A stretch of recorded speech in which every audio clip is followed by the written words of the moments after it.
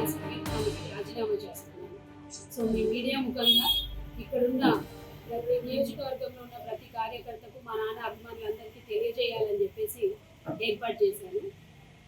త్వరలో అనగా సోమవారం 25వ తారీఖు ఆగస్టు 25వ తారీఖు బీఆర్ఎస్ భవన్లో కేసీఆర్ గారి ఆశీర్వాదంతో కేటీఆర్ గారి సమక్షంలో మన జిల్లా అధ్యక్షుడు జీవన్ రెడ్డి గారి ఆధ్వర్యంలో నేను టీఆర్ఎస్లో చేరతాను. బీఆర్ఎస్ ఇష్టపూర్వకంగా ఇప్పుడున్న సమస్యలను చూసిన తర్వాత నేను రైతు బిడ్డను కాబట్టి ఒక రైతు బిడ్డగా ఇక్కడ రైతులు అనుభవిస్తున్న బాధలు ఇవన్నీ చూసినాక ఇవన్నిటికీ పరిష్కారం చెందాలి, పరిష్కారం రావాలి అంటే అది కేవలం బీఆర్ఎస్ పార్టీ వల్ల అవుతుంది అనే నమ్మకంతోనే నేను మళ్ళీ తిరిగి పార్టీలోకి వస్తాను. ఎటువంటి విభేదాలు లేవండి. నాకు బీజేపీ పార్టీ స్టేట్ కౌన్సిల్ మెంబర్గా నన్ను గౌరవించింది. నాకు ఎటువంటి విభేదాలు లేవు. ఓన్లీ థింగ్ ఇస్ నేను ప్రజల పక్షాన పోరాడాలి అనుకున్నా.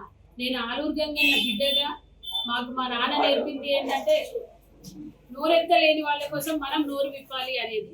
సో వాళ్ళ ప్రజల పక్షాన పోరాడాలి అంటే ఇక మనకు తెలిసింది ఒకటే ఏంటంటే ఉద్యమం చేయాలంటే బీఆర్ఎస్ పార్టీ. మా నాన్న అప్పుడు ఉద్యమం చేసి 10 ఏళ్ళు ఉద్యమము లో ఉండి అన్ని చేసిన తర్వాత తెలంగాణ రాష్ట్రం వచ్చింది. మేము కళ్ళారా చూసినాం. మళ్ళీ ఇప్పుడు రాష్ట్రం నలిగిపోతుంది. మళ్ళీ ఒక ఉద్యమం రావాలి అనే ఒక థాట్ నాకు వచ్చింది. అప్పుడు ఉద్యమం చేయాలి అంటే బీఆర్ఎస్ పార్టీ తప్ప కేసీఆర్ గారి ఆధ్వర్యంలో కార్యకర్తలు అందరూ ఉద్యమం చేయాలంటే ముందుకు వస్తారు. సో మళ్ళీ ఉద్యమం చేయాలంటే బీఆర్ఎస్ పార్టీయే కరెక్ట్ అని నా ఒపీనియన్. అందుకోసమే